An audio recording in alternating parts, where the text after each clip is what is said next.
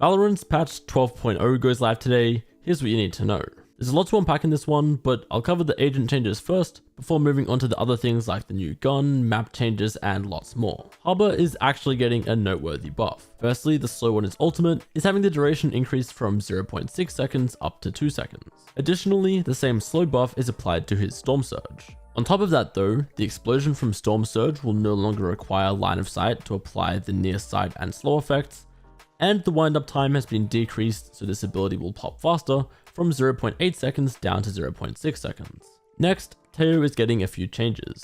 Firstly, for his stun, the duration has been decreased from 4 seconds down to 2.5 seconds, however it will now deal a small amount of damage. There's a maximum of 35 damage at the center of this ability, down to a minimum of 20 damage. He also has a change to his drone, where the reveal radius is being decreased massively from 30 meters down to 16 meters. However, the reveal itself will now be a full-on scan similar to something like a Sova recon bolt, rather than just being a tiny snapshot. Reach is getting two small buffs. First of all, the projectile travel speed of his flash is being increased by 20%, and the width of his fault line is being slightly increased from 7.5 meters up to 8 meters. Vice has a small buff too, with the radius of her ultimate increasing from 26 meters up to 28 meters. Brimstone is getting a small quality of life change, where the map outline for both his smokes and ultimate was improved.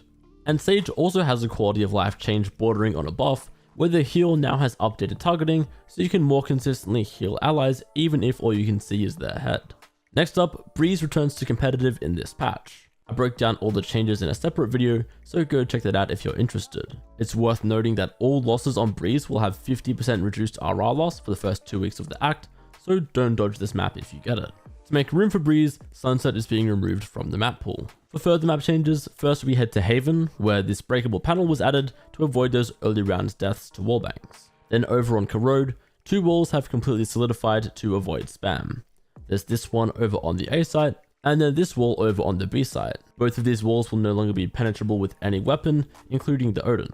Moving on to weapons now, because Valorant is actually adding a new weapon today. It's called the Bandit, and it is a 600 credit pistol. The idea is for it to fall between the Ghost and Sheriff for a number of stats, with the main benefit here being the ability to one-shot light shield users with a well-placed headshot. The Ghost will still have more bullets and be better for spamming, while the Sheriff deals more damage and has better range. Still, I think the Bandit will be pretty popular and doesn't feel out of place in the game. We're even getting a new game mode this act called All Random One Site. The name does a pretty good job at explaining the concept. You're randomly given a new agent every round, even if you don't have them unlocked. Each round, only one bomb site will be active, with the other one being blocked off. This site will randomize each round and be revealed during the buy phase. In this mode, you start each round with all of your abilities, and they will even recharge throughout the rounds. As for your ultimate, that will start at 0% charge, but getting a kill grants 50%, and there are going to be ultimate orbs littered all over the place, so you're going to see a lot of ultimates in this mode.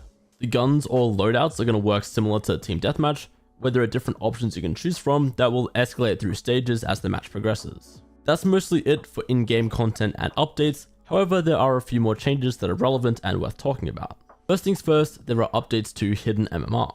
So on top of this act already being a hard rank reset, requiring 5 placement games and pushing you down a few ranks, Riot have additionally made changes to their Hidden MMR calculation that should improve match quality and help bring more consistent experiences match to match. They made a point of saying things like the changes should more accurately reflect individual skill, ensuring it feels like each player belongs in your lobby.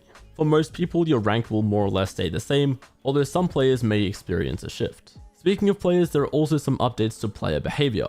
Riot mentioned that systems will more reliably issue firmer penalties sooner, particularly for frequent or severe voice and text channel offenses. There's a new behavior standing feature, where you'll see an indicator on the social panel if you have an active penalty or are at immediate risk of future penalties. To keep in line with all this, there is a new community pact which must be accepted when you log into Valorant for the first time after this patch. Another thing worth noting is that from today, replays will be available in custom matches. However, party leaders can opt in and out of the replay actually being recorded. The devs did also say that they are now working on friends being able to view your replays from the friends list, but that's still a work in progress. Other than that, it's mostly just bug fixes and UI updates. There are actually a number of changes around the social panel and queue screen, which are certainly going to take some time to get used to.